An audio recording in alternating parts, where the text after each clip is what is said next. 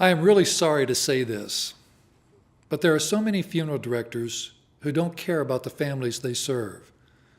They should really choose another profession. They don't get it. Not all, but many. Serving families in their greatest time of hurt requires empathy and compassion, and too many funeral directors are in it for the money. They do not want to take the time that they should take with the family. They do not want to guide the family through the funeral process, and they certainly do not consider themselves, nor want to be, the death care expert. Yet that is exactly what they should be. That should be their goal.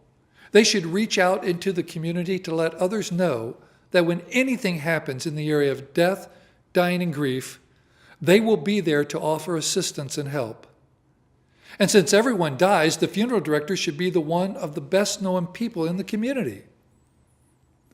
When I speak to funeral directors, I hear all about the shrinking profit margins, an uneducated consumer, and the families that want to buy caskets at Costco. Yet there is no plan in place at the national, state, or local levels to address these problems. If you are not part of the solution, then you are part of the problem. Funeral directors need to take back their profession. They need to educate the consumer. They need to become the death care expert. They need to promote the traditional American funeral full of rituals. They need to continually upgrade the educational requirements to become a funeral director. And more than anything, they need to start and end their services with a family with great compassion. Here are just a few of many questions you can ask when you are thinking about a funeral or talking with a funeral director. Can you meet with the funeral director and discuss a funeral without being pressured to buy something? Will the funeral director help me plan an appropriate funeral that is sensitive to my budget? Does the funeral home offer follow-up counseling and support groups for my family without charge? Does the funeral home bury children for free?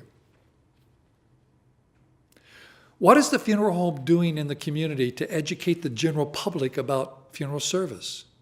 Will the funeral home let me plan a funeral in advance and not take any money? If I want to prepay a funeral, does the funeral home offer different insurance plans? Just a few of these questions to the local funeral director can be of great help to you in choosing a funeral home. Now, the rest of this video you need to listen to very carefully. There is one, and I know many more directors who do get it. And they're not just in it to have a business.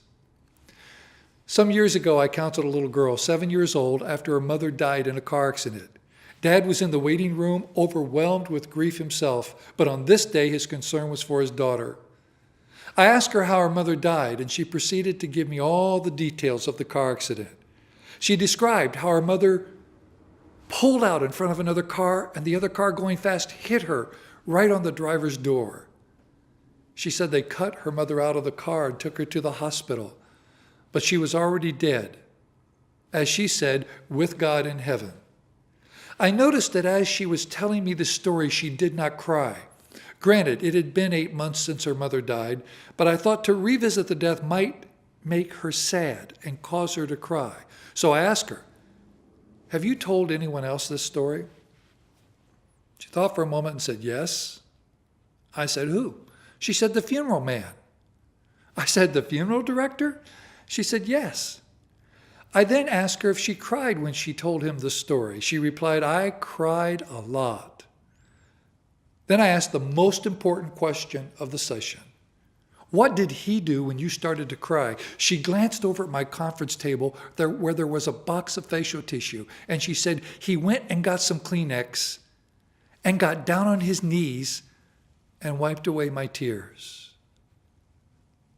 Wow. I had to get up and leave my desk for a moment. I was captured by her honesty and the funeral director's compassion. I then came back to her and I said, "He was a pretty special guy, wasn't he?" She responded, "Yeah, I liked him a lot." She will forever remember that funeral director and always believe that a funeral home and a funeral director are good things in life, all because one funeral director got it.